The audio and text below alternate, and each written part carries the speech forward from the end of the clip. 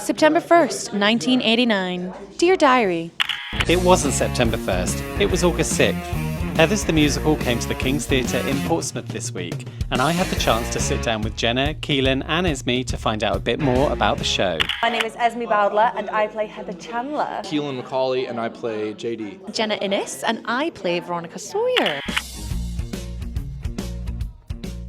It's based in high school and there's 3 girls called Heather who are like the bosses of the school, the mean girls, and Heather Chandler is the leader of the pack. Seemingly your classic high school rom-com that revolves around drama and relationships and bullies. It starts kind of like fun, high school, then it gets quite dark real quick.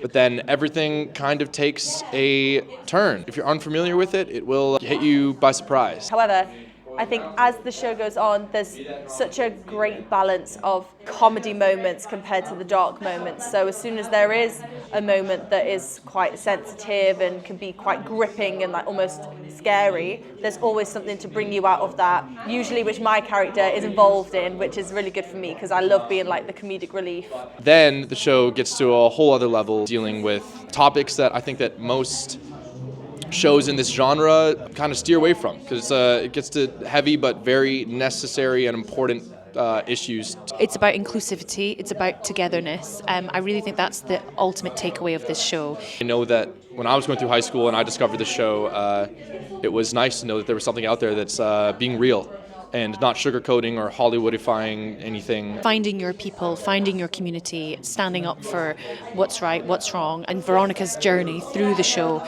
does that, and she shows us what it is to make a mistake, to rectify it, to do the right thing.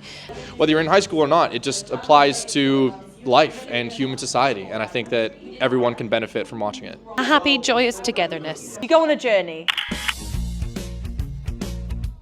The Corn Nuts are our die-hard fans. They're like possibly the best theater fan base you can get. We love the Corn Nuts. Call them the Corn Nuts because it's a very well-known line, especially of Heather Chandler. They are so invested in the material. They are so invested in the cast. It's so heartwarming to experience something like this. They're not necessarily fans of me, of Keelan, of Esme. They are fans of the show.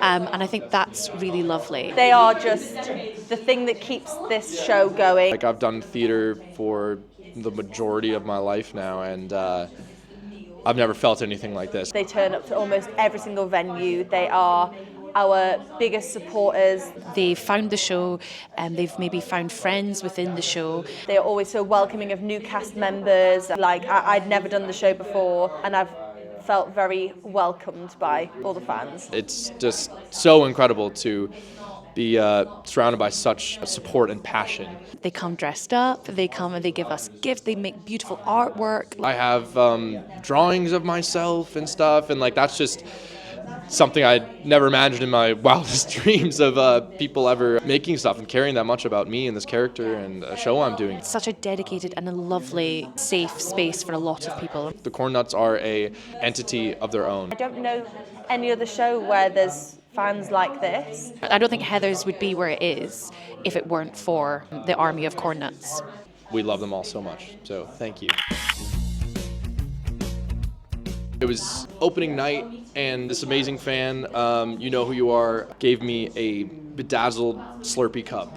You know, Slurpees are, funnily enough, a big part of my character. It was like the first gift I ever received, the first fan I ever spoke to after a show, after opening night, and it was just like crazy. I was like, wow, someone took the effort to hand hot glue on each one of these little rhinestones onto this cup, and they made it specifically for me, and it was the first time I felt the feeling of getting a gift from a fan for doing theater. Like, it was crazy. You get to know them personally because they come to the show so many times that you sort of see the same faces at each venue, and then you start to learn their names, and it's their 60th time, or you know, it's their like 82nd time, and then you know when you next see them it'll be their 83rd, and it, you know, you create some sort of relationship with them, which is really, really nice. I've met so many people at Stage Door who, you know, say they've waited years to see the show and they've travelled from like Perth, and I was like, oh, Perth, I know Perth. And like, no, Perth, Australia. And I was like, you're joking. Like, you haven't come from Perth, Australia. No, they flew from Perth, Australia to come and see this show in London. I just love hearing where people have travelled from and what the show means to them. Groups of fans have seen the show multiple times, and they talk to me afterwards about seeing all the little details I've added and all the inspiration I've took from past JDs and the movie and stuff, and they pick up on all that. And it's really, really nice that there's people who come and see the show multiple times. They see all the little work that I've done behind the scenes on the character and rehearsals and stuff, and it's very affirming. We were in London, we had people from Singapore, South Africa, America. It's just getting bigger and bigger. It's gaining momentum as people go because people bring their friends. I do love when people say, I've never been to the theatre before. And that, to me, I just love because it's just inviting a whole new generation of people to the theatre. It's like the gateway into other things. And maybe they'll go see Six. Maybe they'll go see Dear Evan Hansen. Maybe they'll go see, now it's just the beginning of potentially a lifelong theatrical fan. I do love singing I Say No. I just think it's a great moment in the show. It's a powerful moment, it's a great song. My favourite moment of the show is the Heathers reveal. The show starts and we aren't on straight away. I think we come on after about 6 or 7 minutes. And the entrance is the most empowering feeling I've ever felt on stage, and I think I will ever feel on stage. The Corn Nuts help with that because they roar, they cheer, they scream as soon as we're revealed. I also do like being involved in Shine a Light and Dead Gay Son because that's like the moments I get to be with everyone and get to have little moments with my friends on stage, which I really, really love. It's the end of Act 1 when there's a visual switch in my character. And it's kind of when I start to show my true colors. And I think that my character is also discovering his true colors at the same time. It's so eerie and so creepy, and I feel like a little freak. And I hear audible reactions from the audience when it happens. I send chills down my own spine. Favorite moments off stage, I do enjoy listening to Kindergarten Boyfriend.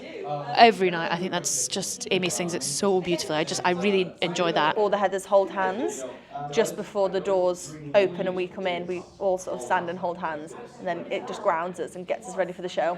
There's a lyric that goes, yo, girl, feel a bit punchy. And fellow cast member May Tether, her and I do a fist bump on Punchy. It's right before my big solo at the end of the show, before Meant to Be Yours. And we have to do it every time. She says that all the other past JDs, they do that. And she says that if you don't do it, then you're not going to have a good Meant to Be Yours. So every single time I've done it. Even when May is off, Maddie, who fills in for her when she's gone, we even do it then as well. So on the lyric, I'm backstage, she's walking by me, I'm about to go on, and we fist bump right on Punchy. So May, I hope you watch this. But yeah, I love it. Let's keep doing it. I spend a lot of time with Kurt and Ram, without giving too much away, in the second half.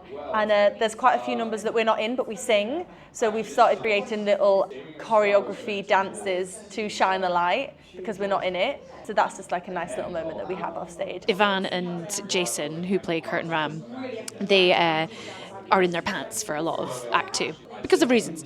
And they've got these dressing gowns that they can wear, but they decided in Soho every kind of day they kind of like would do their dressing gown in a different way. So sometimes it was like a mini skirt and like a turban, and maybe it's like a couture dress. And I always look forward to running off after I Say No and seeing what shape they were in. That's really fun. I think you may have to bleep it. Can I still say it? It's probably a line from a song. Well, me gently with a chainsaw. It comes at a moment where it's been building up and building up and building up and building up, and someone eventually says what they think is going on here in the show. And my character's like, finally someone's saying something, but instead of just saying that, she says, well, me gently with a chainsaw. I get a moment, I get a spotlight, I'm centre stage, and I feel like I have the audience in the palm of my hands, and it always gets a cheer. It's probably Veronica, Open the Door. That sound on TikTok blew up, and then that song, made that song blew up, and I know for a fact that that song and that moment blowing up on TikTok brought in a lot of people to the show. I've spoken to people at Stage Door that say, oh yeah, Meant to Be Yours, I discovered it on TikTok, and that was my introduction to the show. Veronica opened the door, but she shouldn't open the door, and neither should you. My most iconic line, well, it's got to be Dear Diary, isn't it? That's just every 2 minutes she's like, Dear Diary, Dear Diary. So maybe it's got to be Dear Diary. Oh yeah, September 1st, 1989. Dear Diary, definitely.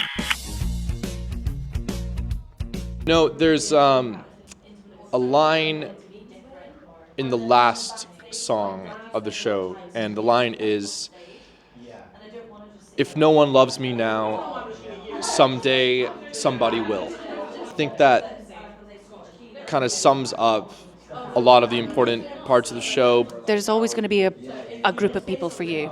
There's always going to be someone who understands you. Even if it doesn't feel like it right now or you can't see them, like you will always find your people. To be kind and to look after people, because this show shows you what happens when you don't. So I do hope that our young audiences, that's what they'll take away from it. They don't channel ever an inner Heather Chandler. They see my character and they look at that and go, I never want to be like her. That's what I hope. As much as she's fun and she's fierce, she's not a nice person. I think the main message is that we as humans, whether it's in high school or not, we can always strive to be a better person and lead with kindness and bring people up rather than pushing each other down. You can, like Veronica does throughout the show, make mistakes and it's okay. They can be fixed. You can learn from it. Nothing's permanent. You can do things. If I was 13 and I was coming to see the show, I think that's what I would take away, that you will feel okay. It will be all right. Well, me gently with a chainsaw.